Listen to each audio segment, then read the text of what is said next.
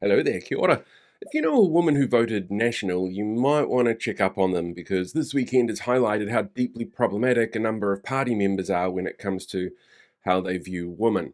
There was news out on Friday that the cluster fudge, that is, the health sector slash and burn approach to staffing, has led to some problems, like how firing staff indiscriminately without any kind of restructured organisation and plan meant that there was no contingency in place for how to properly restructure the health sector. And as a result of this, Health NZ are now looking at changes, like moving abortion services under the umbrella of the Child and Youth Department. Now, this is clearly a problematic approach. It's incredibly manipulative and not at all surprising considering the Prime Minister says that a woman's right to choose is bad, and at least one minister in National ran a quote-unquote pro-life group when he was at uni, although if you looked at him, you'd be surprised he went to university. He looks like he just left kindergarten.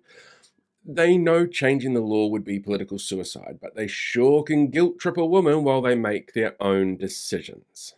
On top of that, it was also revealed that a recent revisiting of Sports NZ's policies on trans athletes in amateur sports was, in part, driven by backlash from National Party voters, the victims of anti-trans rhetoric and manipulation. Trans people make up 0.7% of our total population based on the last census. It's about 30,000 people in total, a statistically insignificant number. And the number who are self-identified as trans women, the group that's most often vilified by anti-trans rhetoric, in the last census was just a little over 5,000 people for the entire country. And of those, there has never been a single reported incident of harm caused by a trans person in a sports situation in this country.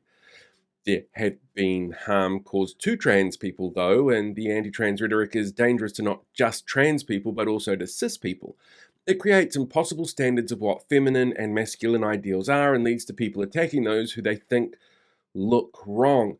It's what researchers call modern-day benevolent sexism, driven by a hostile apathy towards women and a patronizing chivalry towards them.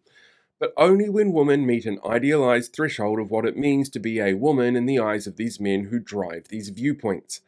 Sport NZ's plan was a really simple one. Work with each code on what works best for their sport based on the expert advice was from those involved and medical and health professionals, and talk to those involved in the sports. Recognise that these rules are impacting amateur sports, not professional sports, whose memberships are driven by community and connection, and not to vilify anyone for being themselves.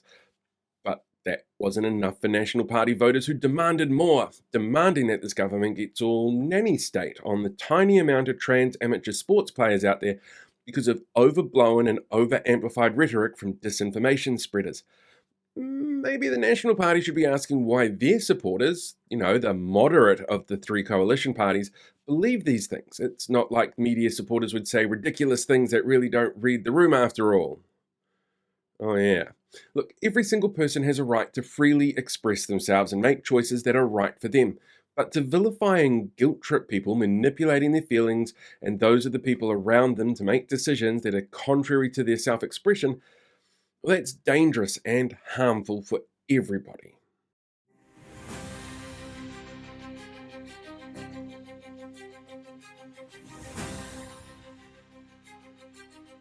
Hey, thanks for checking out today's video. Make sure you like, share, subscribe so you get more updates as we go along. We deal with these guys for the rest of the year.